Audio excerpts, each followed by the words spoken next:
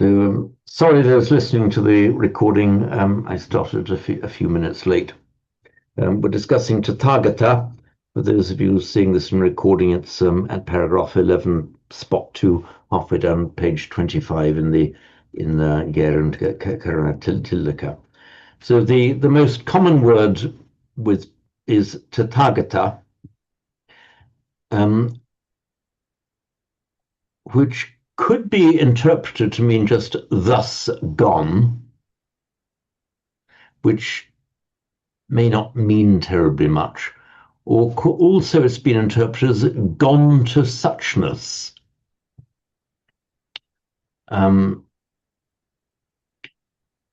It's one of these rather teasing ones that we don't. I mean, if anyone has any better ideas or ideas of what it really means, please do say. So, thus gone or gone to suchness. We have the sugata, well gone.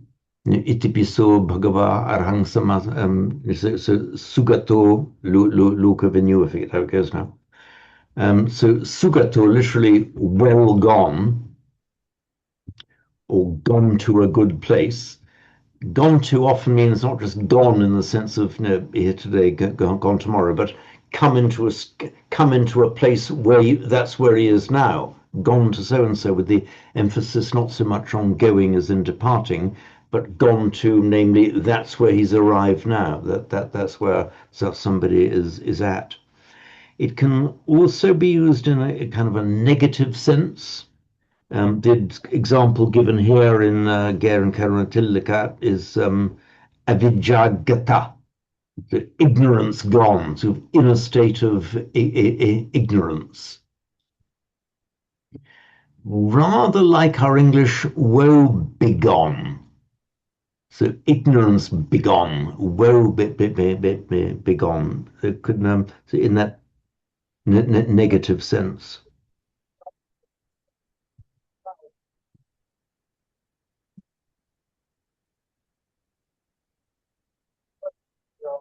Did anyone have any other interpretations of what Tathagata really means? Yes, Simon, please. I think Gombrich takes the view that gata can mean just kind of gone like that, become like that. Okay, yes, certainly. I'd have no problem at all with that. Not that I'd want to contradict Gombrich anyway. I'm not quite brave enough to do that. You could say kind of gone to thusness and tata, or much more simply, a person like this, somebody who's gone like me, tathagata, gone thus. Indeed, you could, yes, yeah. So they're two very simple words. Put them together, and they can create quite a lot of puzzles and a few different interpretations. I remember when we did what's the Johansson. We did a sutta where there was, I can't remember her name, but there was a nun who is tormented by Mara, and yes, she accuses him. She says, "Oh, are you ditthigata?" So exactly, ditthigata. Yes, ditthigatosi Mara. You are view begone, and you can be woe begone, and you view begone. In other words, enmeshed or mired in false view. Yes, well remembered, Simon. That's right. So it can be used in a positive sense, or as in abhijagata, ditthigata, with a negative connotation. When you have a different ending, is presumably it's still from gata, but if you have a person who is virtuous, you have like sugati, somebody who is going well. So different from sugato, like the blessed one, but a virtuous one. That's in the Dhammapada, one of the last verses that we did before we gave up in one of the sections there. Can you remember which verse it was? Not offhand. I must have it written down somewhere. Okay, because there's a very small select group of books that I keep actually always within arm's reach on my desk. One of them is the wonderful old Radha Krishnan Dhammapada that I've had since I bought it as an undergraduate back in 1967. So if you can find the verse, Simon, I'll I'd be grateful. get it at break, but it's Sugati, which is translated as one who is going well, a virtuous one, a good person. Okay, now the I'll check in the verse itself, but what that immediately suggests to me is that we have the root gum, we have the past participle gata, and we have the verbal noun gati. So gati means a going. So in fact, it's the same as coincidentally the same as the English word one's gait, one's manner of walking, with an unsteady gait. It's that same word. Was coincidentally they're anagrams of each other in the Roman script. So sugati means a good going. Okay, So it's rather like a good rebirth. And you have duggeti as well, meaning a kind of a hell road, literally a bad going, a bad place to go. So it would be duggeti in Sanskrit, duggeti in Pali. that would be the case even if it were a noun with a long e, Sugati. Ah, I was wondering whether that came from the past participle, from gata. you normally with the past participles, the feminine form is a rather than e, which is the standard. Um, so if I saw sugati with a short e, I would interpret that it could be a possessive compound, I mean, one whose destination is good, namely one who's gone to heaven, gone to a good realm, or simply a sugati, a good place to go, a good destination, therefore a heavenly realm. But anyway, if you can find the reference in the break, Simon, is this a verse you say we've been through? We did because I've got it in notes, and I've only done a very small number that we haven't been through. So I'll definitely be able to find it quickly there. Okay, fine. So we'll deal with that in the second half then. So continuing now the second half of page 25 in the grammar is just deals with sandhi.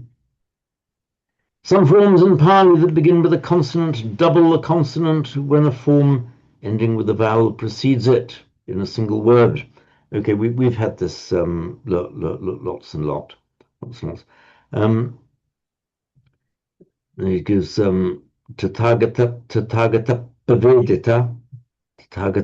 Pavedita with doubling the P, and A plus Pamado, Appamado. Um, in this grammar, and Karanatillika, they're a little bit shy talking about Sanskrit. As you know, I am never shy talking about Sanskrit and helping you understand the Pali via the Sanskrit. Because he goes on to say, or they go on to say, note that this doubling occurs only with certain words. Thus, Puttosan does not have this property. Um, one must thus learn which words behave in this way as they occur. And then this shy little footnote at the bottom of the page, unless one knows the Sanskrit equivalents, which will begin with consonant clusters, as in pramada pravedita. Well, as you know, the way I teach this, I say what it is in Sanskrit fully explains what it is in Pali. And in both of the examples given here, Tathagata Pavedita and Appamada, these are both words that begin with a pra in Sanskrit, and the one the same as the Latin and Greek pro, and the Greek for, the English for, F-O-R-E, is meaning forth, ahead. It's the idea of moving onwards from where you are. Pramada, which we've glossed as madding forth, losing your presence of mind, getting carried away by an emotion, carried forth by the flood. So that brings us to the end of the grammar in lesson 2. So we'll go on to the last of the readings for that lesson, which is reading 2 partway down page 27. So before we go on to the reading, were there any questions arising out of the grammar, or indeed any outstanding questions to date?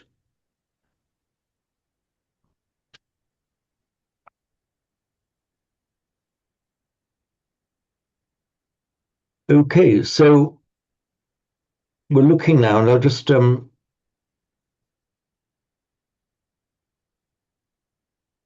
what I'll do, I'll read out this text. This it's the one that begins at number 2, about 1/3 of the way down page 27 in the printed book, and I'll read it out slowly once, and then I'll call up the analysis on shared screen. Yes. Panchahi bhikkhave dhammehi samannagato bhikkhuchavati न प्रतिष्ठाति सद्धम्मे कतमेहि पंचहि असधो भिक्खवे भिक्खुच्छवति न प्रतिष्ठाति सद्धम्मे अहरिको भिक्खवे भिक्खुच्छवति न प्रतिष्ठाति सद्धम्मे अनुत्तप्पि भिक्खवे भिक्खुच्छवति न प्रतिष्ठाति सद्धम्मे कुसीतो भिक्खवे भिक्खुच्छवति न प्रतिष्ठाति सद्धम्मे दुप्पन्यो भिक्खवे भिक्खुचवति न प्रतिष्ठाति सद्धम्मे इमे हि को भिक्खवे पंच हि धम्मे हि समानागतो भिक्खुचवति न प्रतिष्ठाति सद्धम्मे पंचभि भिक्खवे धम्मे हि समानागतो भिक्खु न चवति प्रतिष्ठाति सद्धम्मे कतमे हि पंचहि सद्धो भिक्खवे भिक्खु न चवति प्रतिष्ठाति सद्धम्मे हिरिमा भिक्खवे भिक्खु न चवति प्रतिष्ठाति सद्धम्मे उत्तप्पि भिक्खवे भिक्खु न चवति प्रतिष्ठाति सद्धम्मे अकुसीतो भिक्खवे भिक्खु न चवति प्रतिष्ठाति सद्धम्मे पन्यवा भिक्खवे भिक्खु न चवति प्रतिष्ठाति सद्धम्मे इमे हि को भिक्खवे पंच हि धम्मे हि समानागतो भिक्खु न चवति प्रतिष्ठाति सद्धम्मे. So I'll call it up now on shared screen. Let me get it up for you.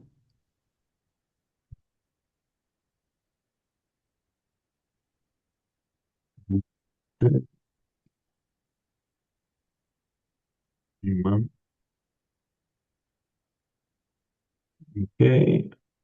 Are we shared? Okay. I'll just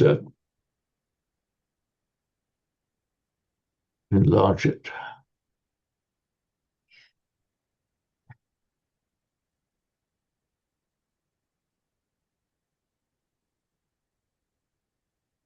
There's some Chavati. I'll just get up my meaning falls. I'm just going to call up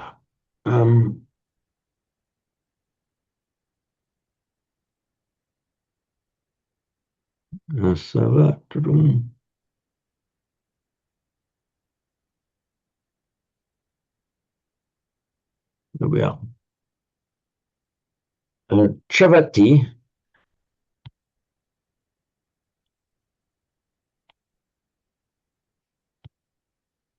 in fact, the Vedic root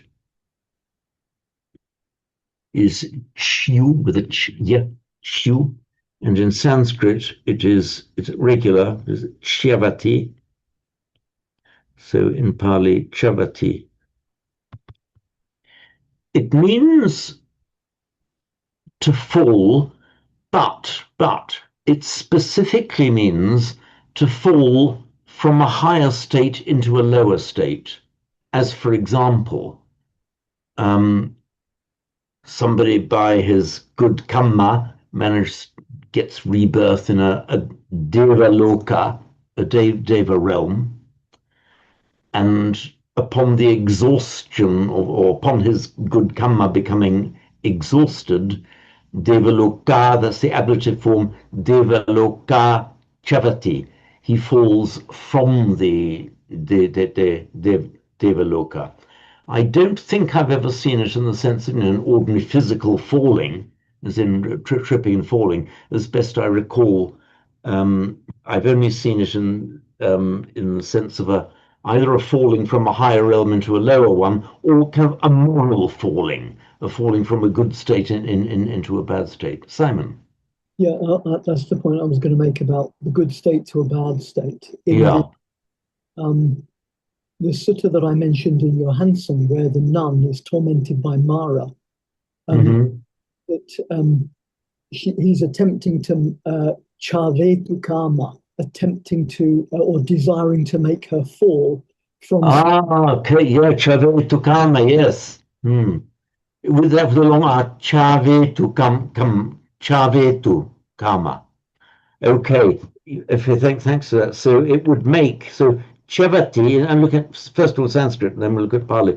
So Chavati, in Sanskrit, to cause to fall would be Chavayati, which then in Pali becomes Chaveti, to make her fall.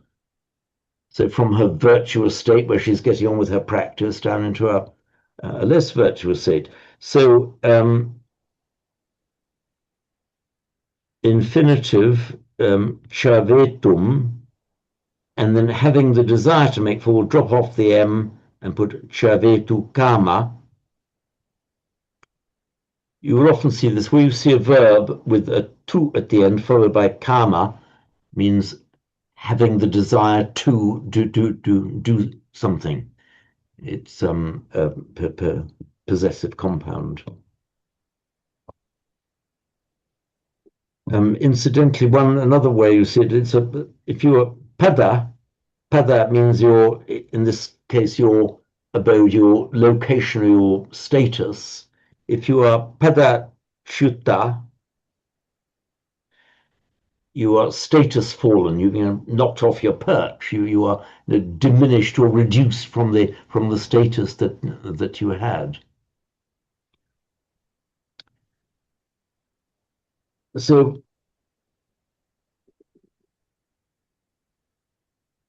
here in this text that we're looking at, it's used as the opposite of patitati, which I'll deal with in a moment. So he falls. He does not remain steadfast in literally in the good law.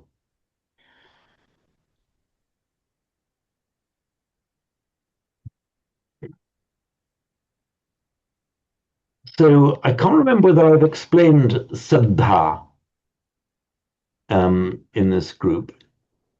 Can you remember if I have, Simon or Fanny? You've certainly mentioned it, yeah. Okay, but it's Saddha. I'll explain it now. It's one of our core words. Saddha. Saddha it's often translated as faith, but so often there's more to it than that. And a person who has saddha is just a saddha, not to be confused with siddha, which is an accomplished person. Are you on the iPad, James? Sorry? You're on the iPad. Sorry. Uh, I am on the where? Yeah, here we are. Sorry, that's what I wrote. Oops, I even left out. James, has that got anything to do with when you say sadhu good, when you're saying, someone's got their exercise right and you say sadhu good. Is that anything to do with No, it? no, that in fact is from an entirely different root. I'm glad you raised that point. We can now for all time obviate any doubt or ambiguity about this. So let's look at the root. I just said a moment ago, don't confuse saddha with siddha. And siddha is from the root that you've just mentioned. We've got a root.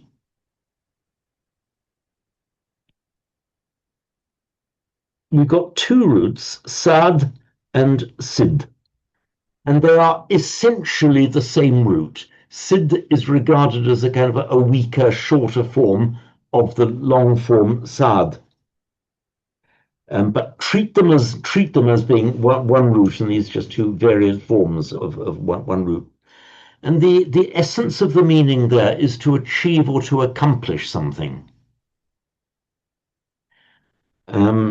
So a siddha is a regular past participle, same in Sanskrit and Pali. A siddha is an accomplished person in a spiritual sense.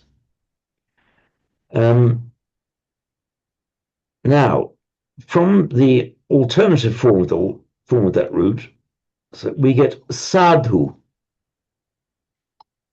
Sadhu is two different things, but closely related in meaning, but meaning one as a noun. You talk about a sadhu, the sadhus in India, often translated as the holy men.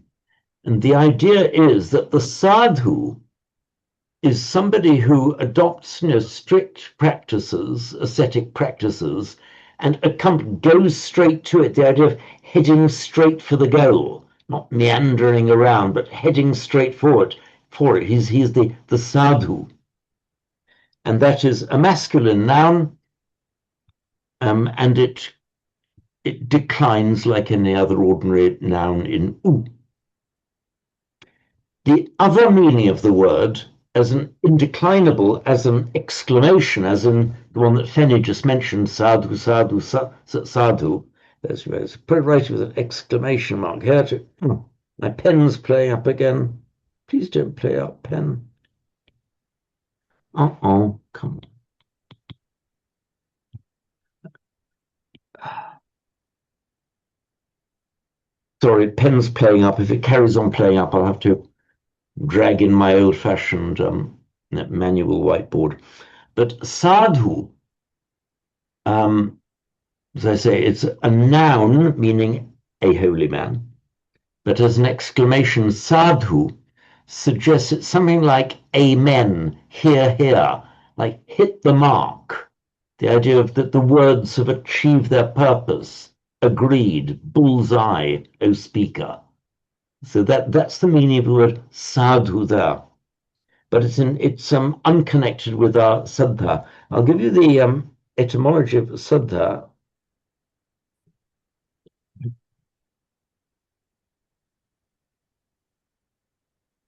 My pen is charged up. Shouldn't do.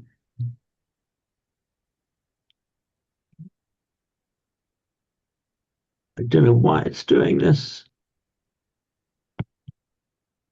So the iPad just isn't responding at all.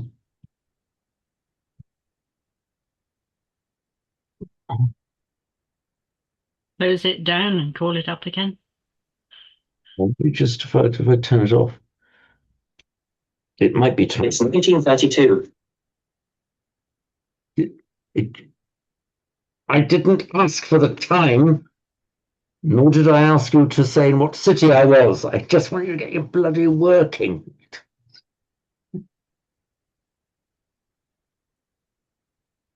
Slide to power. Okay, let me just.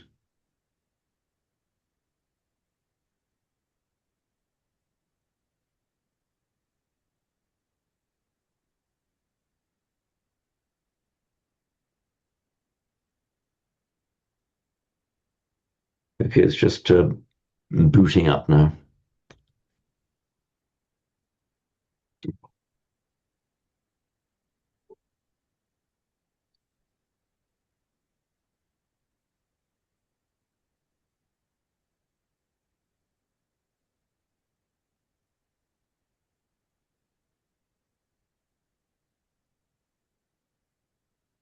Okay, let's just see if I can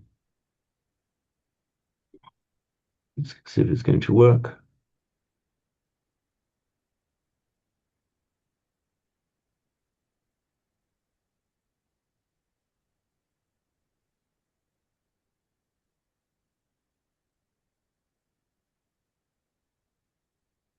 Recover notes, resolve conflict. I didn't create the conflict in the first place. Resolve conflict.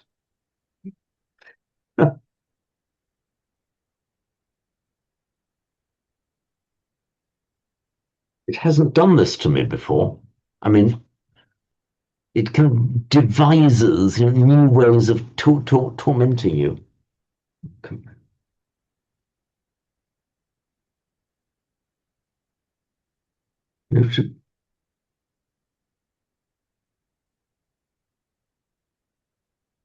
It just won't even let me stop it resolving the conflict.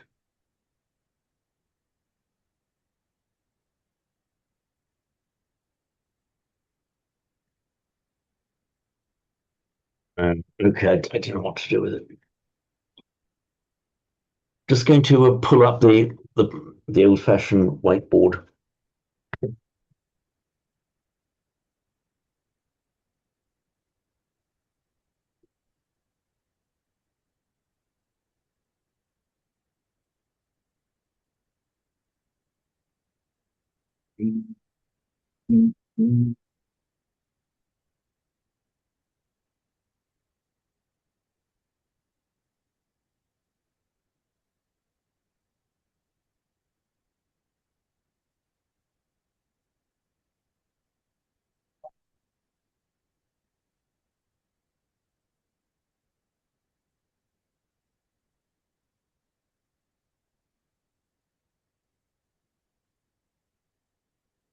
I'm just going to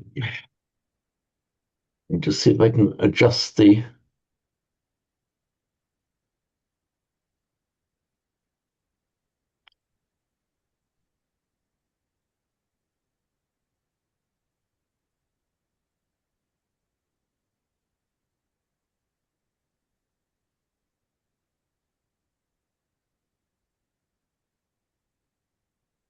Okay, I'll see if this works.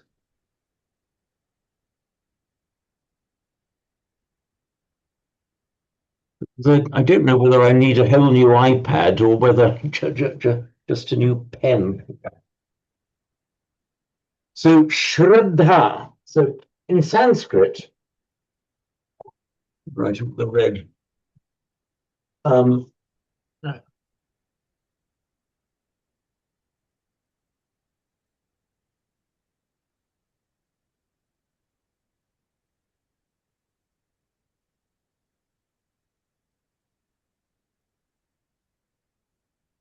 Sanskrit Shraddha and Pali Saddha. So this needs to be green. Now, one bit of etymology that I've mentioned many times is that you will often find that a sh, something that is a sh in Vedic and Sanskrit, will turn up as a k in Latin and Greek. Um, in Sanskrit, an old word for heart is shrad. Shrad. The ordinary Sanskrit word for heart is hridaya, but the older form of the word is shrad, which we find in Vedic. And that word shrad turns up in Latin as cor, genitive cordis, the shra and the cor, and it turns up in Greek, or in Roman letters, cardia, as in cardiac arrest, for example. So the shrad is an old word meaning heart. It's come into English in the same form, but the k has mutated into a h, which gives us our English word heart. The dha element is the common root dha, meaning to place. So shraddha means the placing of the heart, so the placing of trust in something. Shraddha, heart placing. In Latin,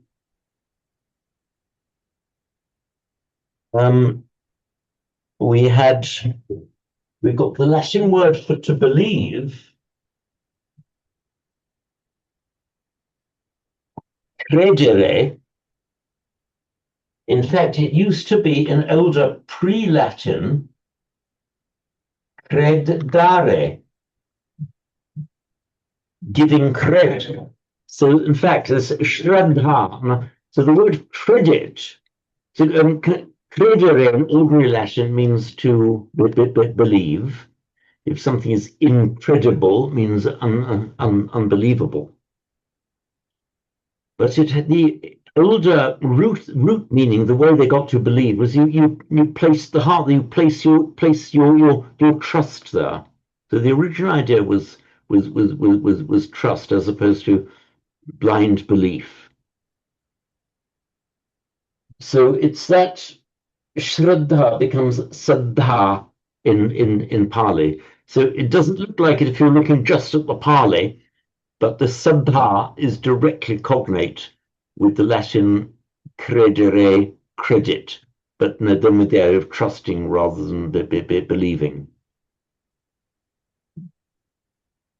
It is also used in Pali to mean believe, but it still has the basic underlying meaning of trusting. And indeed, the two meanings aren't entirely separate in English either. So it's sometimes translated as faith, which, as with so many of these things, I'm not going to say that's wrong, but do say that is potentially misleading translation, particularly because of the Christian implications of that word. I think I've seen it in Buddhist usage only in directly trusting somebody. I haven't seen it in the context. For example, I remember that hymn we used to sing, brought up the Roman Catholic, faith of our fathers, holy faith, we will be true to thee till death. I don't think I've seen it used in that kind of way in Buddhism. So, I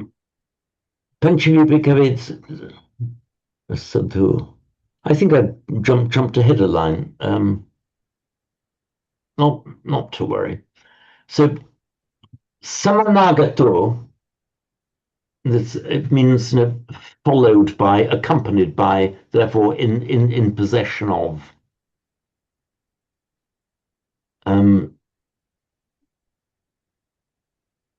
So accompanied by or possessed of 5 dhammas, 5 qualities, it means here. The bhikkhu chavati na patitati, he falls, he does not stand firm.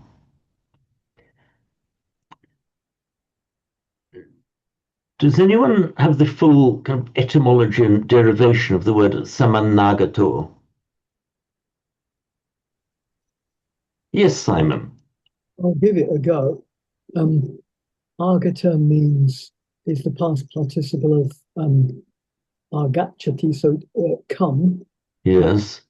And I think it's anvagata from anu agata, come along. Yeah, and therefore to follow. To follow. And sam presumably means something like he is with what follows. He is with what follows him. That is right. I mean, if you put it into English like that, it sounds a little bit clumsy. What it means is he is accompanied by, they follow him and are part of him, part of what he is. So we kind of say endowed with those qualities, possessed of those qualities, but they accompany him as he goes. They follow him along. It's kind of like he has good baggage with him. In very much so, yes, yeah. Yes, nice one. So if you're accompanied by, or if you have that accompanied by that baggage, accompanied rather than unaccompanied baggage here, of course, um, it's with the instrumental, which is why we have the instrumental form panchahi dhammehi. So dhamma is used here in this very broad sense of things. Here is kind of qualities, as in moral qualities. So possessed of or accompanied by 5 dhammas, 5 particular qualities. Here, negative quality, of course, the bhikkhu chavati na patitati. Patitati, it would have been equally correct, and I think more common to say patitati, but either form is allowable. This is with the prefix of ta to stand, or sta, with the prefix pati, Sanskrit prati. Here it has the meaning of counter or against. So not just tittati, he stands, but patittati. It suggests here that you're correctly standing in the face of obstacles. You're standing up to something, to be able to resist, to stand up to it, not to be swept away. So the idea of kind of standing firm here. He falls, he does not stand firm or remain correctly where he is. Simon, yes. Yeah, which prefix is it then? Is it pa plus tittati? So he kind of stands forth, or is it pati tati? It is in Sanskrit prati, not pra. Okay. Okay, so it's prati tati. You would have expected to see. So actually, I've just seen here. Yeah, that could be a little bit confusing here, because it looks as if it could be na pratitati. But in fact, it's na pratishtati. In fact, in Sanskrit, it would probably be pratitishtati. But it is prati here. Prati in the sense of, it can either mean arrayed in the sense of you're in place correctly positioned in relation to other people. It can also have the meaning of standing firm, standing up against, like moral obstacles that might make the bhikkhu who lacks saddha, that might make him fail. So it's na pratishtati or na pratitishtati in Sanskrit, na pratitati. Yeah, well spotted there, Simon. There could be an ambiguity in the word. In one of the chants in our chant book, imeko mangala buddha sabbe ita patitita. That's the one where the Sambuddho Dipadam Seto Nisinno Cheva Majhime, and towards the end of that chant, Ime Chamangala Buddha, these auspicious Buddhas, Sabbe Ita Patitita, they're all pretty stood here, meaning they're all arrayed, but the idea there is that they're standing in their correct relationships, one to the other. That is the one meaning of the word, and another meaning of the word here is to standing firm, standing up against whatever tries to not knock you down. So it's the opposite of chavati. You can either be knocked down, fall, or you stand steadfast, remain established or something like that. That would be a good way of putting it. Yeah, the idea of you're standing firm. Is there a verbal noun as well? Something like patitanam, patitana. Um, I I was about to say unhesitatingly yes, but the answer is that sounds right. So I'd have to check. So Petitana would sounds as if it is the correct one. I can't recall seeing it in verbal noun form, but you know, there's it could well exist, but highly likely. And if you use the word, everyone would readily understand what's meant anyway, even if you invented it. You can get upatana, so presumably you can stick other prefixes on as well. You can indeed. And prasthana and become pratana as the Satipatthana Sutta. But that could actually be a Pali corruption of a Smrityupasthana Sutra with the Upasthana rather than Prasthana, and there is some dispute as to what the correct interpretation is. But I think the equivalent sutra in Sanskrit is the Smrityupasthana Sutra, the Upasthana, the setting something up, the establishment of mindfulness. So. Endowed, possessed of these five qualities, bhikkhave, the vocative rather, O monks, the bhikkhu falls. He does not stand firm. He does not remain established. Saddhame in the literally the good dhamma. So katamehi panchami, what five? And note that this is put also in the instrumental plural to reflect the instrumental plural in the preceding statement. By what five? So to understood katamehi panchahi samanagato, accompanied by possessed of what five? So saddho bhikkhave bhikkhu na patithati saddhame. This now should be readily comprehensible. Asadhu, the faithless, the one lacking saddha,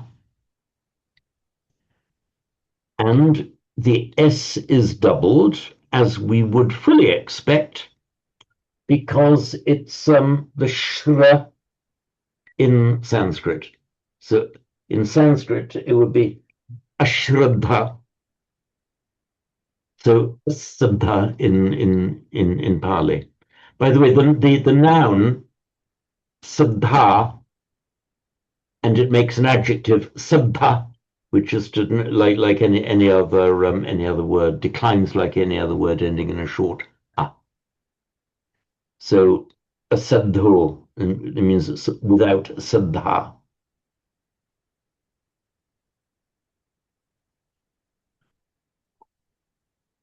And ahimiko vikrave bhikkhu chavati na patithati saddhamme.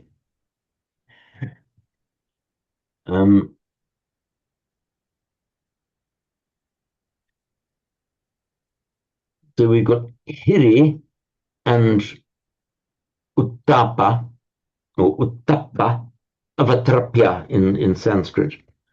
Hiri and uttapa,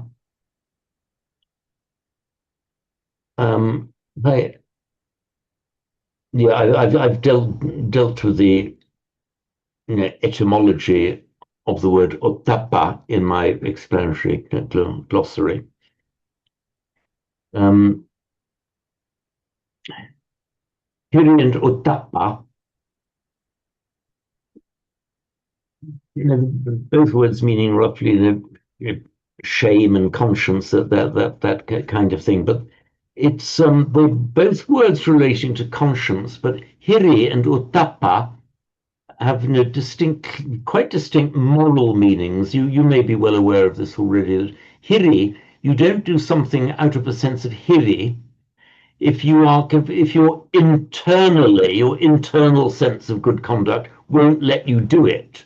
So in other words, some evil deed you could do that you wouldn't be found out, nobody would ever catch you, but you still just can't bring yourself to do it because you are disgusted by doing such an act. That is hiri, the sense of hiri. Otapa is a much more worldly kind of thing, and that is where you refrain from committing an evil act because of fear of consequences, like being found out. So here is a more deeper moral sense. You find it, you inherently can't bring yourself to do it. Or papa means, well, I would do it, but I might get found out, or, I fear the consequences of doing so. Here is the more kind of deeply moral thing. Simon, yes. Is the ottappa related to tapati, like as in burning with shame or burning with regret? I think actually I'm going to confess here that I'm going to have to remind myself what I wrote in the explanatory gloss. I think, no, it could be from a root trap, meaning fear. There's a tres and a trap. Let me just call up the explanatory glossary. Common explanatory glossary. Here we are.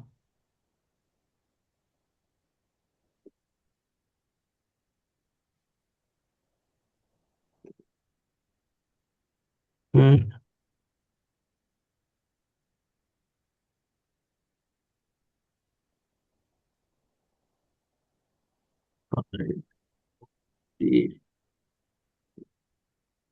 Oops.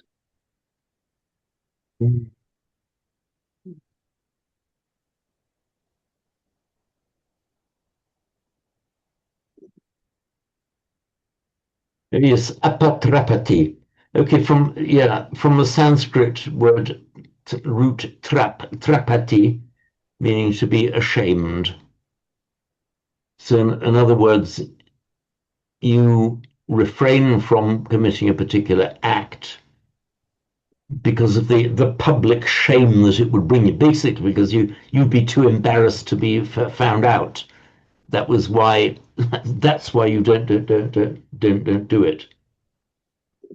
So trapati, to be ashamed, or to turn your face away in shame.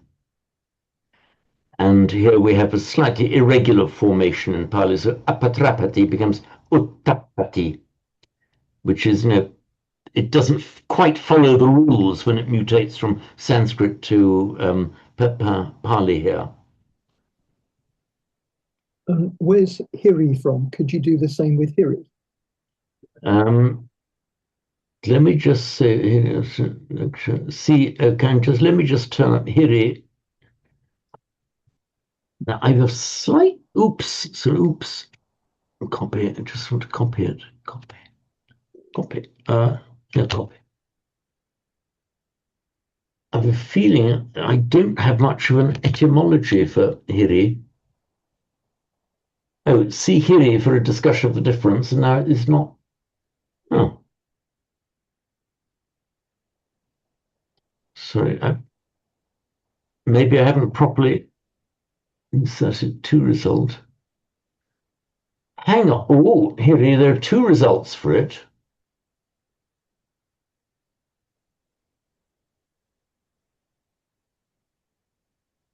Oh, me, yes. No, yes. So hri in Sanskrit, hri, so to feel shame or to be modest. So the shame in the sense of the internal feeling of moral repugnance. So uttappa and hiri, they almost always are found next to each other in the texts, but with that, as I said, distinct moral tone to them. Yeah, I put it down here at the bottom. Oh, these are the last two lines in the entire explanatory glossary, as it currently is. Here you cannot bring yourself to do something, or tapa, don't do it because you might get found out. That's the essential reason.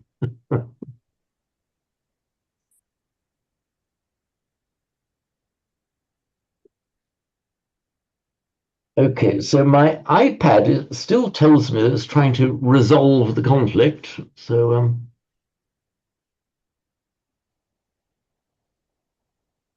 I'll have to deal with it later. It's just not cooperating. Lost my text now. There we are.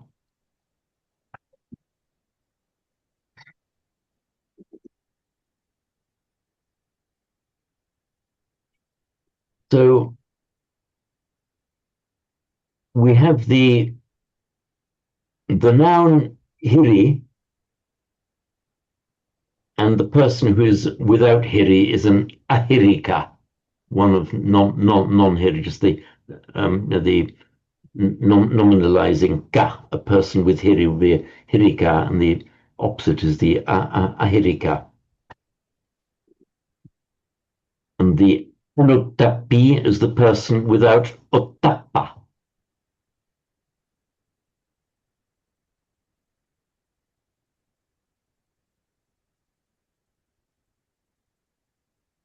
The kusito,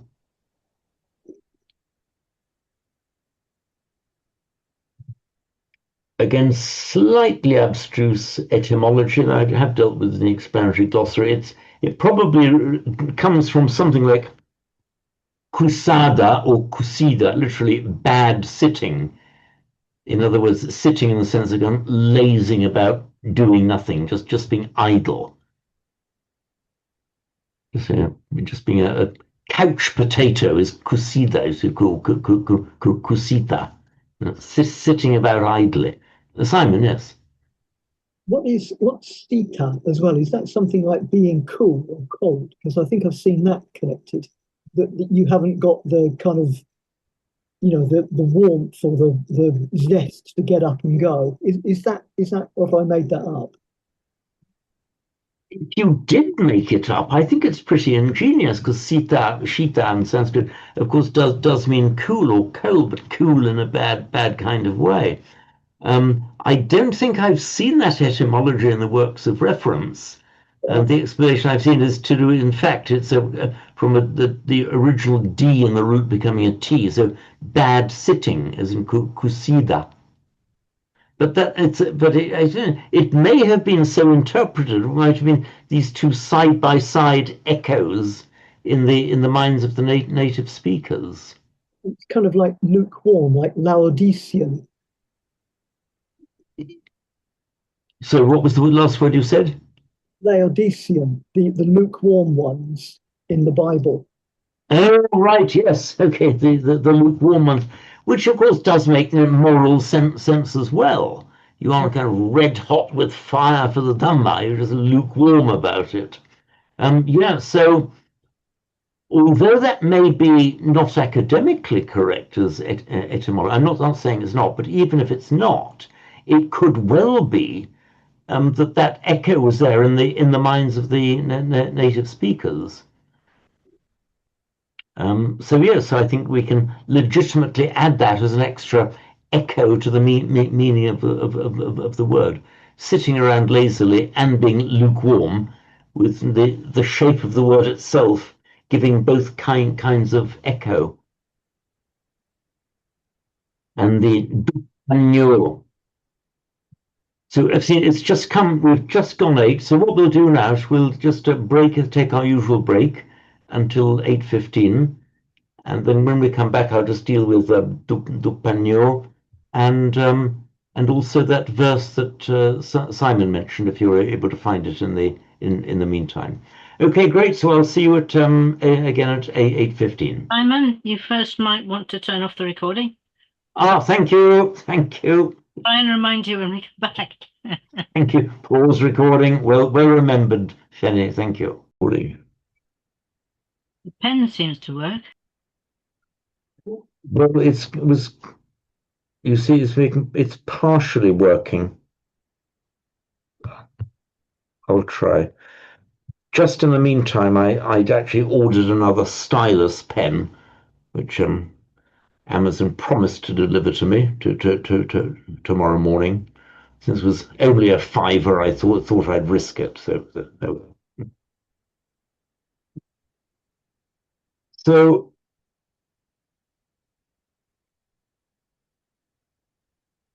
the last line in this group is Dukpanyo bhikkhave bhikkhu chavati napatittati saddhame. I think you all know the construction explanation of the word Dukpanyo.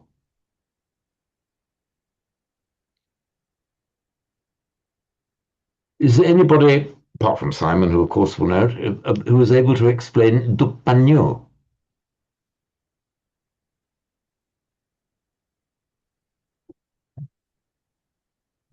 Simon, are you able to explain Dukpanyo?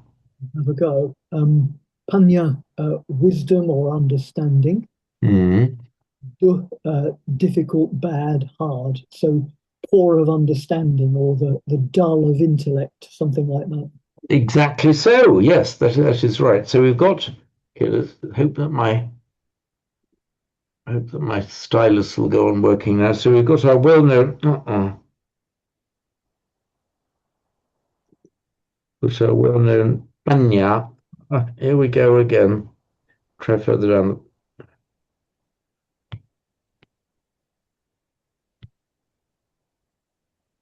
down. Change color. Come on. No, okay. It's giving up. I'm not going to waste it. Well, that's a whiteboard.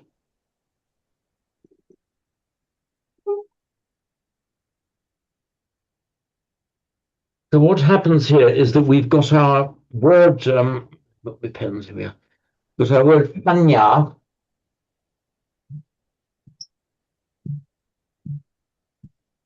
which, our well-known word, Banya, which is in fact, in Sanskrit, Pradnya.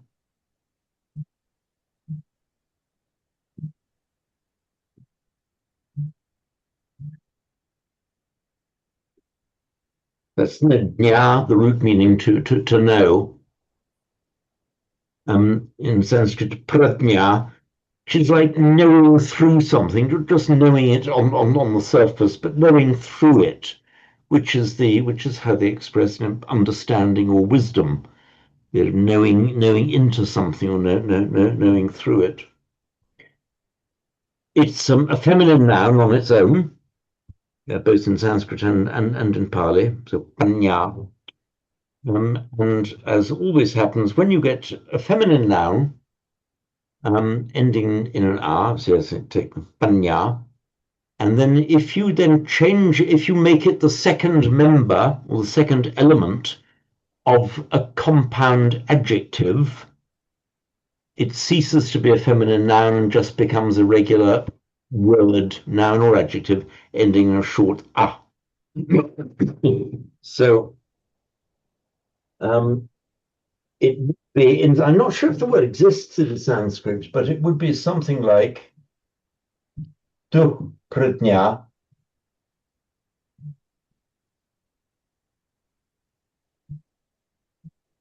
Now, this prefix, not prefix is an independent word really, but often used as a prefix, du,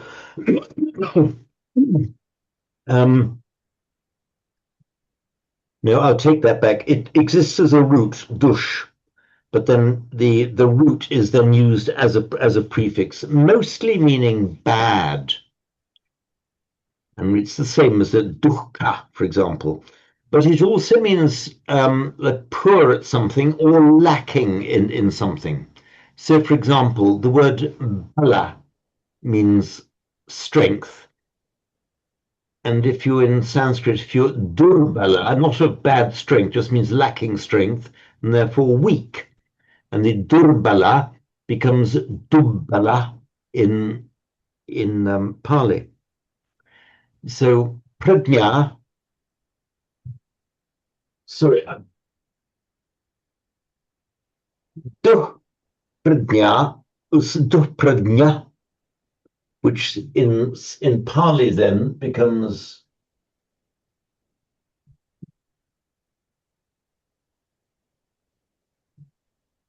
dupanya, means not of bad wisdom, but of little wisdom, somebody lacking in wisdom.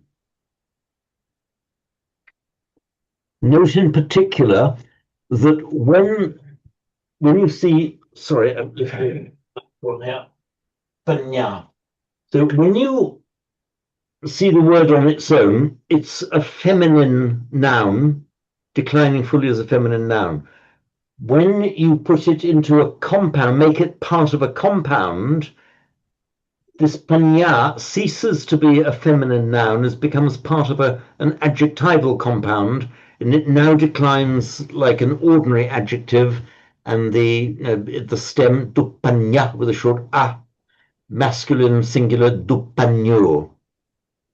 The feminine singular would be dupanya, we're back to panya, but not because the original word was panya, but because dupanya is the feminine form of dupanyo. So it's now become an adjective, declining as an adjective in the ordinary way.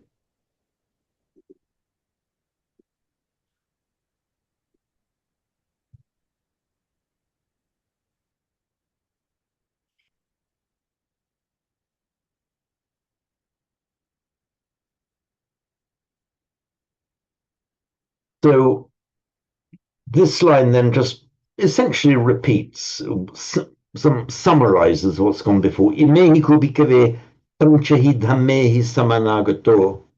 So endowed, possessed of these five qualities, bhikkhuvati napatittati saddhamme. So this now, the second part of this passage repeats the first part, but in reverse order.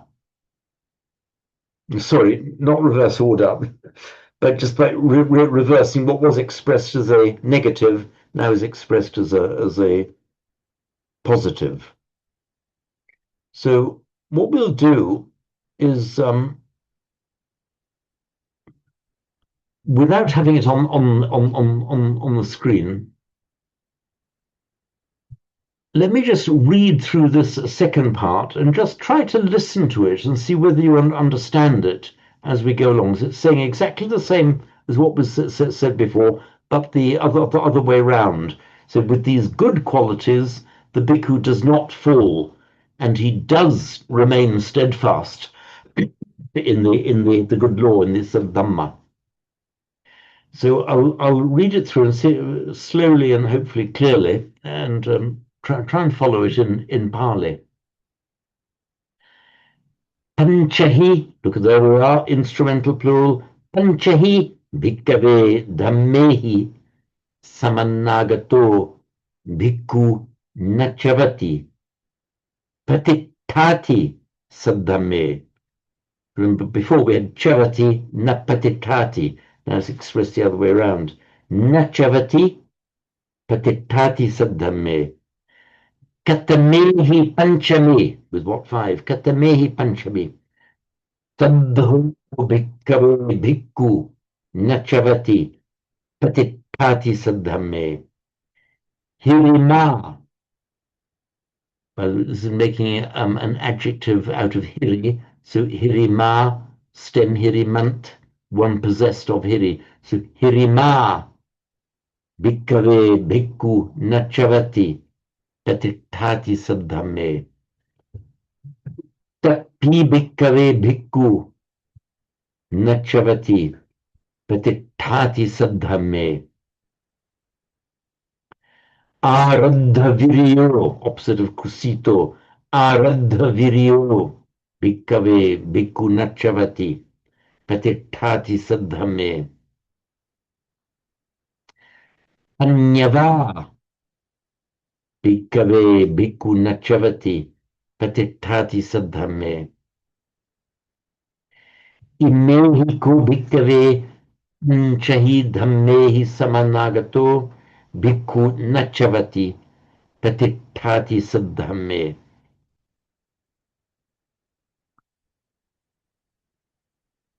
So looking at these, we've looked at a saddho, somebody who's without saddha. Incidentally, a saddho is somebody who's without saddha, just as dupanyo is somebody without anya. So asaddho is somebody without saddha. Look at these two. Oops, where's my rubber? Oops.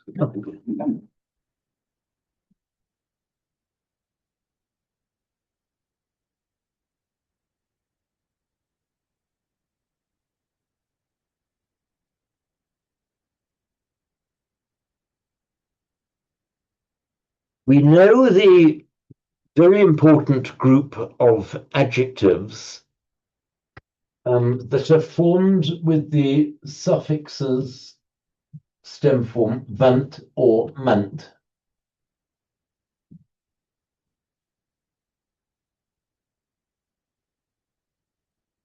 They have exactly the same meaning. They're in what linguists call complementary distribution, namely, they complement each other in where they're found. If the noun to which they're added ends in an a, then it uses the vant form. If it ends in a vowel other than a, it uses the mant form, which is why, for example, you have bhaga, meaning a share, a lot, and then it can mean blessedness. So bhagava, accusative bhagavantam, so with a v there, because the preceding vowel is a. If the preceding vowel is anything other than an a, then instead of va, you have ma. Exactly the same meaning. That is why we see the word here. We've had hiri. You can make an adjective out of it, hirima. And the declension of these adjectives ending in month and vant. Well, you know it from, for example, nominative. You can we you know in our chants we decline a lot of it, don't we? We have bhagava, nominative bhagavantam, bhagavantam abhivademi, bhagavantam. We have bhagavato savaka sangho. You know, the sangha of disciples of the Blessed One, Bhagavato, Swakato Bhagavata Dhammo, well proclaimed by the Blessed One is the Dhamma. So stem form matomant, nominative, just ends in ma or va. In Sanskrit, they end in man and van. Many of you will know the Sanskrit in modern Hindi, derived directly here from Sanskrit. There's the phrase Bhagwan, which is how it's pronounced in Hindi. Bhagwan is an honorific title for a respected guru. So they call it. So it's the same as a Bhagava in Pali. It's just the sounds in the nominative form. It's the stem mant becomes man or van. It remains the same in Pali, save that the final N drops off, which gives us Bhagava. In the accusative, it's identical in Sanskrit and Pali, Bhagavantam. In the instrumental, equally identical in Sanskrit and Pali, Bhagavata. In the genitive, you could say it's identical. In the Sanskrit, it is Bhagavata with visarga, with a subdotted H, and the words ending in Sanskrit almost invariably mutate to O in Pali. So Bhagavata Shravaka Sangha we get Bhagavato Savaka Sangho in Pali. So remember then that we see here where I'm highlighting, you see a noun that we now know, hiri, followed by a ma. Well, it's the ma, exactly the same meaning as the va, but it's ma because it's a vowel other than a. So the monk who has a sense of hiri, nachavati patittati saddhamme, he does not fall, he remains steadfast in the good dhamma. So the uttapi, somebody who has uttapa. Remember, this is the stem in, as in yogin, nominative singular yogi. So uttapin, uttapi, the person with uttapa. Bhikkhave, bhikkhunacharati, patittati saddhamme. Now, the opposite of kusita, or one of the opposites of kusita, is the aradha virya.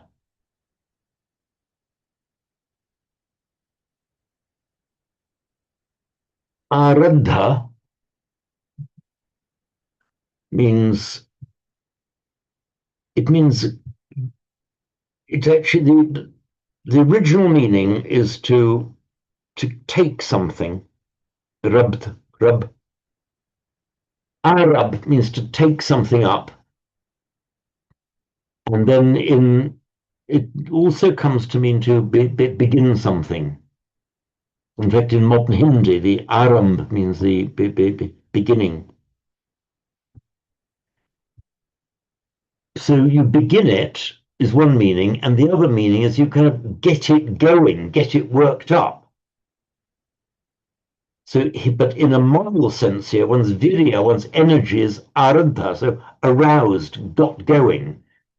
So this is a possessive compound. So arantha virya is somebody whose viryam is arantham, somebody whose virya, whose energy is got going. It means you got your aroused your energy, your virya. Simon.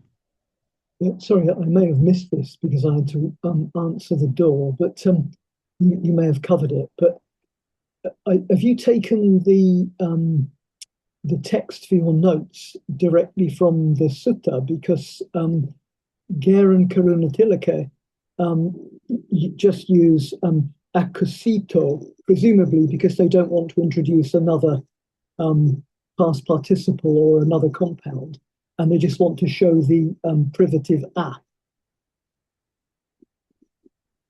Goodness me. You know, I tell you what I did. Well spotted, Simon. Let's get the magnet on tapete. Acusito, yes. Yes. Yeah.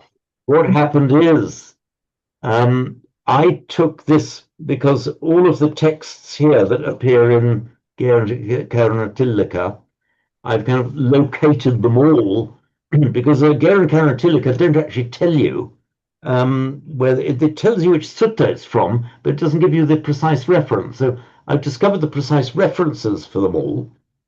Indeed, I give them at the end in my analysis, not only where the reference is, but where it's to be found in Bhikkhu Bodhi's translation.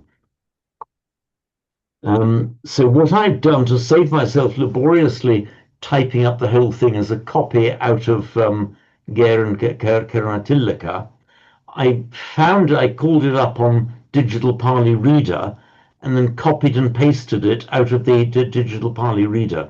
So yes, Simon, you're right, and probably I don't know whether it's a legitimate alternative reading, acquisita, or whether they did it for the reasons you mentioned, not to have to explain the additional word. But that would be an odd kind of way for Ger and Karunatilaka to behave, because they've got these fairly comprehensive glossaries of their words. So I can't see why they should have been shy about just that one word, but it is possible. But this certainly, the text I've given you here is the one that I called off the Digital Pali Reader simply to save myself the trouble of typing out the entire thing on the keyboard. But anyway, well spotted. Um, so Panyara, where you have a feminine, where you have a masculine noun ending in an au, stem a, and then you add this adjectival suffix meaning possessed of with mant or vant.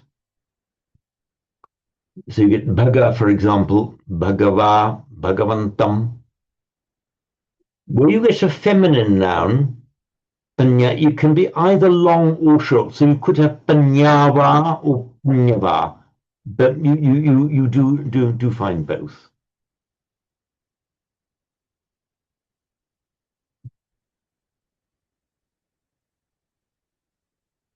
Oh, I see. I've referred you in the footnote here to my analyzed version where to find the month and vant in both Macdonnell and in Perniola.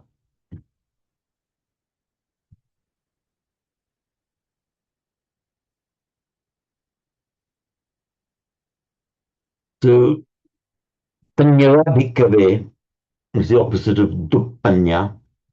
Suppose you could also have the word Appanya, but Duppanya is more common, I think. So Panyara Bhikkhave Bhikkhu Nachavati Patiphati Sadhamme Imehi ko Bhikkhave Panchahi Dhammehi Samanagato Bhikkhu Nachavati Patiphati Sadhamme.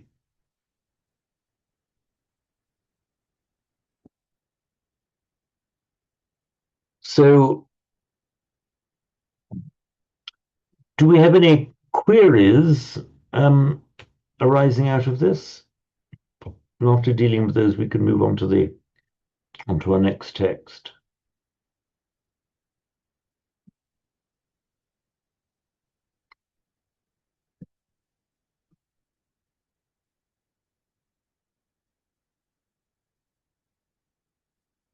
I'm just going to call up what I said about Aradha.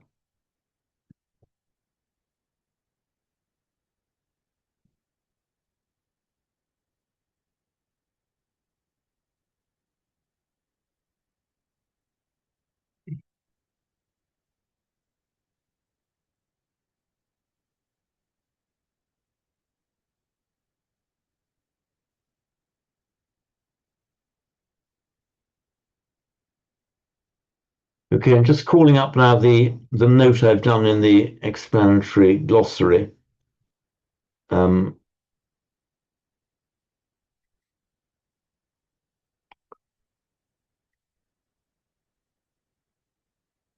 it's from the root rub. It's an alternative root, rub or rumb. You often find that alternative forms of the root, one form having a nasal in it, and the other not. So rub or rumb. So the ordinary meaning of beginning, then to lay hold of something. The original meaning actually is to take or to seize. In fact, oddly enough, it's cognate with rapire, for which our English word rape, which means to seize or to take originally, but just means to take. So Arab, to take to oneself, and therefore to begin or get going. Simon. Yeah, there's another form of this with another prefix. There's uparambati, which is to take to task, to argue with, to Ah. Yes, because that very much reflects her. I'm going to take him up on that, meaning take him to. Yeah, exactly so. Yes, well spotted, Simon. Yeah. So you've seen that used in the meaning of taking somebody to task or upbraiding him, putting him in right. yeah, uparambati. Right. Okay. Yeah. I don't think I'd come across that one, but it certainly makes sense. You do sometimes, as in that one, get these entertaining similarities between the way ideas are constructed between Sanskrit, Pali, and English. So we have exactly that to take somebody up on something, either in a good sense or a bad sense. Take him up on a mistake, or take somebody up on his offer. There's another one, isn't there, about well undertaken or well begun, well got, like susamaradha. Susamaradha means kind of well undertaken, will be and got his act together properly. Yes, yeah. Um, so yeah, good. So the original idea then is beginning, as I mentioned also in modern Hindi, Arambh or Arambha in Sanskrit is just a beginning. And in the Bodhicharyavatara, it says you know if you're going to he really cautions you against dropping a venture halfway through. He says it's very bad for your karma if you if you give yourself the idea that having undertaken something you can then drop it. But what he says, Purvam nirupya samagrim, having examined the entire thing, you're allowed not to undertake it if you assess that it's not the right thing for you to do. Once you've done it, you should make a moral commitment to carrying through. And then it goes on to the extended meaning of aradhavirya, one whose energy is aroused. And then with sangrambhate, get excited or flying into a rage. Incidentally, while we're looking at this, I mention it because we chant it very frequently. Where you have in Sanskrit a root beginning with a r, but prefixed by the prefix sam, so it'll be samrambha, you very often find that is lengthened just to a side, loses the anuswara, loses the M, and is lengthened to a sa. So ratha is a chariot. A ratin or rati, ratin stem form, rati nominative singular form, is the charioteer. Your co-charioteer, so the charioteer then would normally be the warrior in the chariot, and so the sangratin in Sanskrit, the samratin, the co-charioteer, is the man who actually controls the horses and steers the chariot, who's the one who's with the warrior in his chariot. And he's also in charge of the looking after the horses. So sangratin in Sanskrit becomes sarati in Pali. Sarati, Sattadev Deva. So Purisadhamma Sarati. The Sarati, literally the co-charioteer, therefore the tamer, the person in charge of the horses, so by extension meaning the horse tamer, of the Purisadhamma, the human broncos, from the root dam meaning to tame. And one of the ways of forming the future passive participle is just by adding ya to the root. So damya, it could also be dantavya, but also damya in Sanskrit. So damya meaning is requiring to be tamed, damya, which in Pali becomes dhamma. Now, not to be confused with dhamma with an H, this is just dhamma with a D. So the dhamma, let me just write it up here. So Sanskrit and Pali.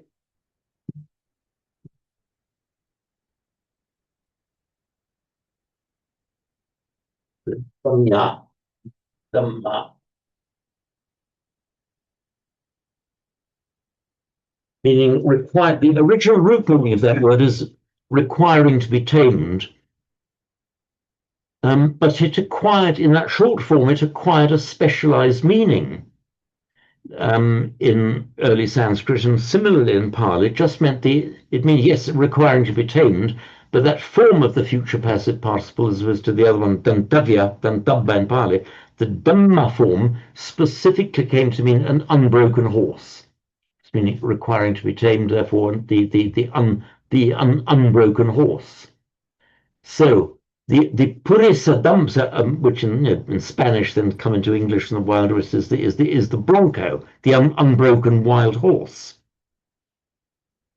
And so the Purisadamma is the human bronco, where we are being compared to untamed wild horses.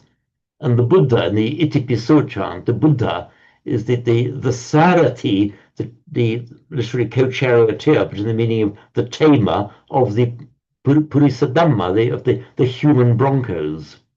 Simon. Yeah, just a couple of points about that line. It wouldn't need to come through the noun, would it? Dhamma as in an unbroken horse. It could just mean Dhamma as in a purisa, to be tamed, a man, the gerundive of taming for a particular man. Yes, it can mean that, and there are several otherwise perfectly respectable translations where you see the translations such as the tamer of men even desiring training, or men to be tamed. Yes, the answer is it could mean that, but my own view, which I'm prepared to stand up and defend, is that in Sanskrit, first, two reasons. In Sanskrit, the word dhamya has acquired the specific specialized meaning of an unbroken horse, not just specifically that. And secondly, he's not the teacher of men to be tamed, he's the sarati. The sarati is specifically the person who deals with the horses. So I think the clear imagery, on my interpretation, I'm prepared to be shot down, but I'm not shot down yet. We've got this poetic imagery, quite graphic imagery, that we are being compared to unbroken horses, which is why the Buddha is the sarati. And the sarati had the specific job of being in charge of the horse taming. I think it's even better than that. Go ahead, Simon. Because I thought until you just said this that sarati was sarati, a man with a chariot, but it can't be because it's the long R. It would be sarati, wouldn't it? So yes. Looking at that, what that suggests to me is that your co-charioteer is, while you're going about doing all this stuff like butchering people or driving around looking for pleasure, your co-charioteer, the Blessed One, is taming those creatures that are dragging you around. So your senses, or your the desires that you have, which fits in with a lot of other imagery within the suttas. The animals tied to the post, or the elephants, or yes. We find that imagery occurring again and again. So it's really nice that while you're going about your normal man about town business, you've got your right hand charioteer who's actually keeping you safe and directing where the horses are going to go. He's looking after you in that sense. Yeah, I very much agree with that. Thanks for that, Simon. I hadn't actually looked at it in that way. I do agree. Because so often the wild, the untamed senses, are compared to wild animals. I mean, the suttas are full of similes about wild animals. And also, it's just dawned on me, in the Bhagavad Gita, we have Arjuna is the warrior, and Krishna, the divine avatar, is actually his charioteer. He is the Sangratin, or in Pali, Sarati, but he's the divine one. Arjuna is the warrior. And it is Krishna as the co-charioteer, one in charge of steering the horses and guiding the chariot, who is actually giving Arjuna the moral guidance, which is the entire story of the Bhagavad Gita. So it all ties in. Does the Bhagavad Gita predate the Buddha, or is it later?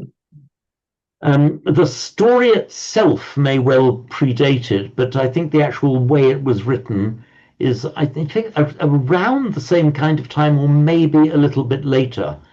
But I believe it to be the case that the like so many of these things, they came to be written in a certain form in classical Sanskrit, but from stories and myths and legends that had existed from long before, even back into Vedic times. That makes it even better, doesn't it? In the sense that it's being said, you've heard it this way, but in fact, it's the Buddha. It's this. It's not the charioteer you thought, that we're substituting a better charioteer here. Yeah, that even better. It does get better, Simon. Thank you, because we see again and again in the Buddha's teaching, he's adopting Hindu vocabulary, Hindu imagery, but then giving a different twist to it. Giving to use an awful word, giving his own spin to it. Brahmins and Kamma. Yes, yeah, and as in Upanayiko. For example, in Swakato Bhagavata Dhammo, Sandittiko Akaliko Ehipassiko Upanayiko. Initiation. Is this, yeah, so it's the Upanaya in Sanskrit is initiation. It makes an adjective Upanayika, initiatory, relating to the initiation, which is a standard Brahmanical term for the Upanaya leading up to, and around the age of 13 or so, the pupil is led up to the guru. It's a bit like the Christian confirmation, the Jewish bar mitzvah. They give a rite of passage ceremony, the Upanaya, leading up to. And the Buddha then was, by using this Upanayiko, said, okay, you've got your Hindu ceremony of the Upanaya, but this is the true initiation. So yes, this all ties in beautifully, Simon. And also, Upanayika, kind of leading you out of trouble. So, taking you away from the dangerous stuff and taking you to where it's cooler and better. Leading one off, leading one away. That certainly is possible, but upa here normally means leading up to or towards. Okay. But I think that meaning could also exist. Leading you away is, of course, vinaya, as in the monastic discipline. The idea the vinaya either keeps you away from evil or keeps evil away from you, or it has both meanings. It's the guiding away or leading away, keeping you out of trouble. Is the Upanayika, is that upa or apa? It is from upa. Okay, that wouldn't be. Yeah. It's not apa. Okay. It's definitely upa, meaning up to. But I take it, if it were apa, that would mean off or away.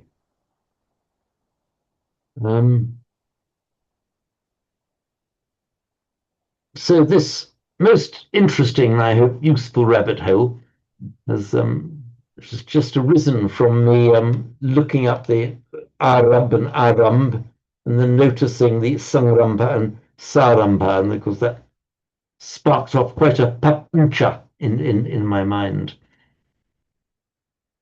So,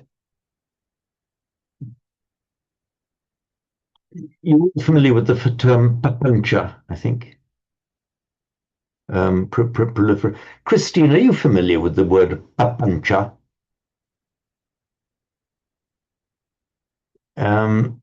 Penny, are you familiar with the word papancha? No. Okay. I'm afraid. Again, it's a really, I'll deal with it now because it's a key word.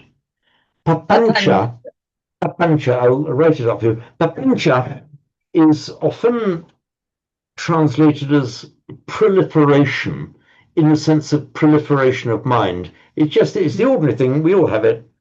Well, I do anyway. The thoughts that spin away. A thought comes into your mind, and off you go. One thought leads to another, to another, to another. And that is the papancha. Papancha translated, as I said, as proliferation, and it's written like this in Pali. It's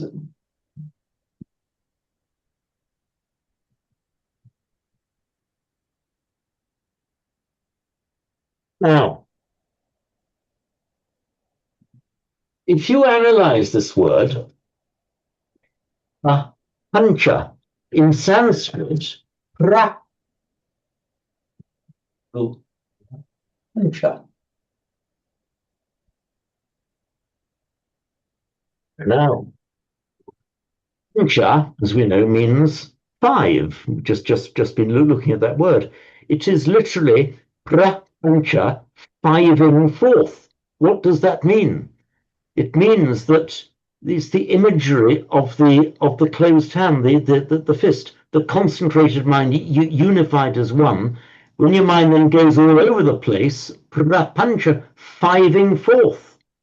So what was unified as a fist, now fiving forth. And that is the imagery that's used for proliferation. And interestingly, very interestingly, in Hindu cosmogony, their philosophy of the origin of the universe, the idea is that the visible known universe arise from the movements in the mind of Brahma that give rise to the physical universe. And in the meditation group I take in Manchester, we have a Tamil speaker, a Tamil speaking Sri Lankan, and I was looking at this word with them. Although it's strictly a meditation class, I find it awfully difficult to resist the temptation to bring in a bit of Pali, an explanation of Pali. And a lot of many Sanskrit words have come into Tamil over the centuries. So I asked the good Vahishan, our Tamil-speaking Sri Lankan, whether they had the equivalent of prapancha in Tamil, and he said yes, it's pronounced purapanjam, essentially the same word in Tamil, but in Tamil it means creation, as in divine creation. I said, wow. So it seems that they've got this word from the old Vedic sources, where just as we can have our papancha, the proliferation of our own minds, one thought spinning into another, in this old line of Hindu philosophy that's come into his Tamil, the universe is a papancha in the mind of God, a kind of proliferation in the mind of God, which has led to the creation in Hindu cosmogony, that has led to the creation of the world. So some rather lovely imagery there. So the entire visible universe, including our bodies, are just proliferations in the Brahma mind.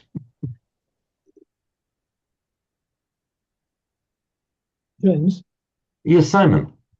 There's a verb here, papancheti, which is obviously pa plus pancheti. What does the pancheti mean? Because that might be another way of looking at it.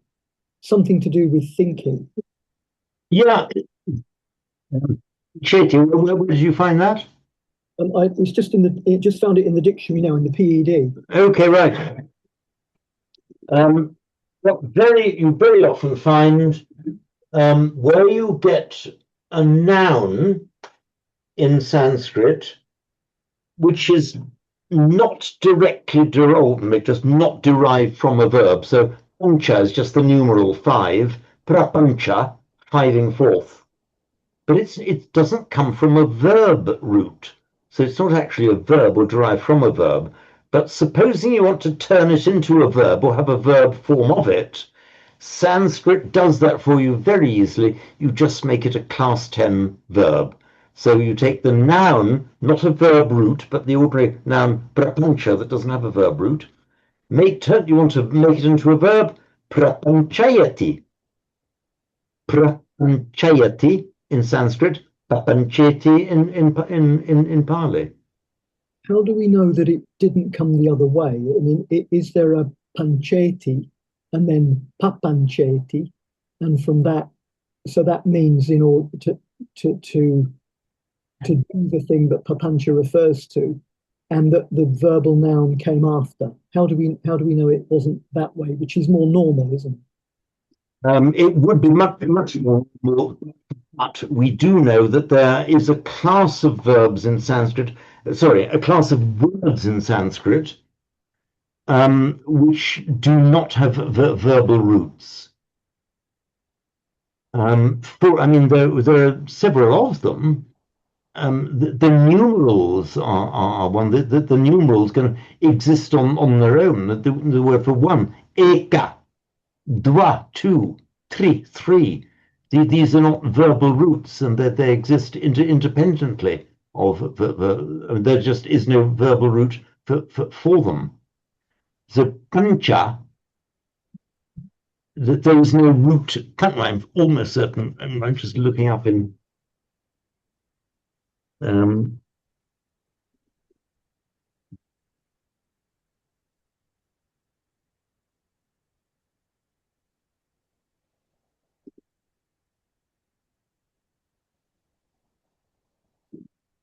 according to Whitney, there is no root puncha or punch. I'd be very surprised if there was. So really, looking for a separate verb, pancheti, would be like looking in the English dictionary for to five, he fives, or it fives. Yeah, you wouldn't find kind of a two five. It wouldn't. It just does not exist as a verb. But you can invent a verb out of it, as I just did earlier, fiving forth. And that's what pancheti would mean. That's what. Yeah, it's just turning prapancha into a pure verb. And for example, there are another word, for instance, a word meaning an eagle, garuda, which there's no verb for that. It's just a pure noun, garuda meaning an eagle. Singha meaning a lion.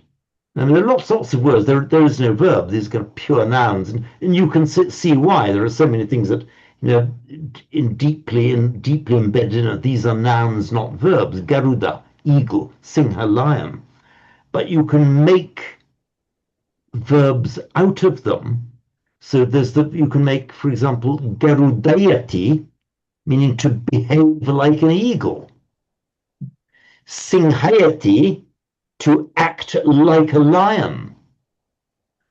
And the word putra, meaning a son, again, it's not associated with any verb. So putrayati would mean to behave like somebody's son. In other words, to honor somebody as if he were your father. So putrayati, behave like, act like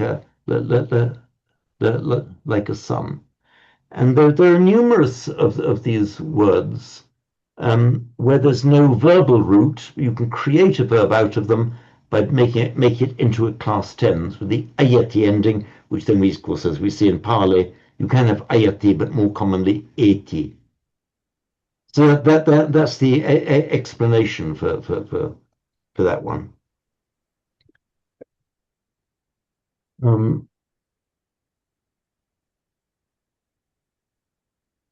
So where were we?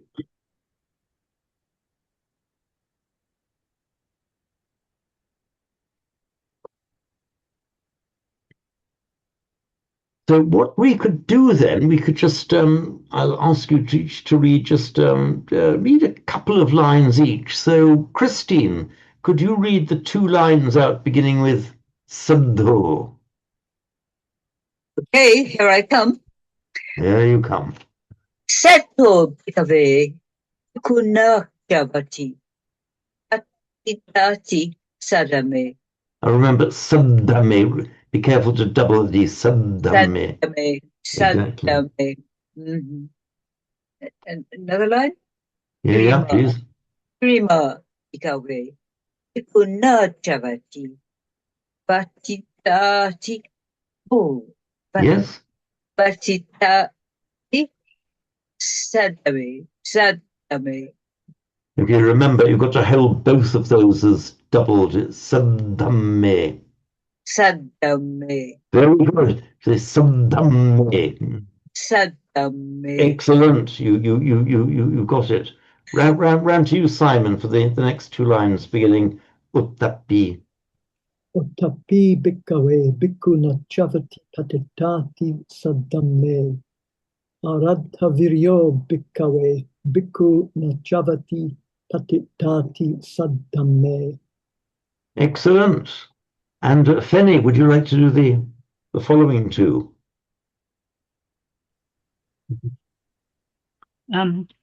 Panyawa bhikkhave bhikkhuna chavati patitati saddhamme. Imehi ko I can't find that little that bhikkhave panchahidamehi samanagato bhikkhuna chavati patitati saddhamme. Okay, excellent. It's interesting. You say you had difficulty of a bhikkhave. Well, they're both aspirated, and I find it difficult. Oh, bhikkhave, yes, they are. And with a would double be yes. it would be bhikshava in Sanskrit, and this is an irregular vocative. Yes, yeah. It would be the bhikkhu, or the bhikkhu, and the plural is either in Sanskrit bhikshu, the plural bhikshavaha, ending in ava. So in Pali you can have bhikkhavo, Sanskrit bhikshavaha, Pali bhikkhavo. My problem is the double K with the aspirated kahu. So bhikkhu. Yeah, so bhikkhu, but both are aspirated. Right. But so in the plural, it can be either bhikkhavo, or bhikkhavo, or, which is closer to the Sanskrit form, or in Pali, but not in Sanskrit, you can make a plural of it just by lengthening the final vowel. So bhikkhu, you can often have bhikkhu as the so so in Pali bhikkhavo or bhikkhu. Now, as a general rule of grammar, the vocative form differs from the nominative form only in masculine singulars and feminine singulars sometimes. In the plural, the vocative is always the same as the nominative, with, I think I'm right in saying, with this one single exception in the whole of Pali. It's only in this one word that we have a vocative plural, which is different from the nominative. So bhikkhave is a kind of a unique, anomalous form. It's certainly not a standard form, and it could well have been a survival from a dialectal form of Pali. Some kind of what you might call dialect forms survive in the sutras. Not many, but a few. Yes, Simon. Yeah, I think Bhikkhu Bodhi says it's from Magadha. It's that particular dialect that from where the Buddha was actually from. That would certainly make sense. So the differences, I mean, and I very much doubt whether the differences between Magadhi and what we know as standard Pali, they're unlikely to be greater than the differences that we'd find even within the British Isles for the various forms of speech. I mean, they were okay. Maybe some of the varieties of speech we find within the British Isles are far greater in their discrepancy than from Magathi to Pali. They're basically quite unimportant dialect differences. But there would have been no danger of a misunderstanding. They would have been relatively comprehensible, and even a Scotsman can be relatively comprehensible if he's speaking it properly, slowly, and clearly. Come off it. In Inverness, they have the purest vowels and the clearest articulation. You're talking region. Okay, yes, I will bow to that. I just felt a slight entitlement to make a bit of fun with both my parents from County Cork, and after my father had a few jars taken, he slipped back into his broad County Cork accent. It wasn't always totally easy to understand.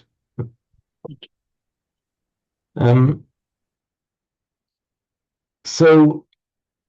Actually, we're almost at 9:15 now. So this brings us to the end of lesson 2 in Geren Karantilika. I have been hatching in my mind a little Papanchik plan just to speed things up a little bit, and even give you study assignments to speed things up for the Geren Karantilika. But I'll just carry on hatching that little plot in my mind. But then we'll continue then next time with the Ratana Sutta. I think the reason doing this from the Samatha chanting book, the reason I'm jumping forward to the Ratana Sutta rather than doing the intermediate ones first is because that is the next one that I happen to have already done. The intervening intermediate pages still remain work in progress. So we'll be looking at the Ratana Sutta next time. Well, on Tuesday actually, the next time we meet. Okay, so shall we chant the blessing and go our ways?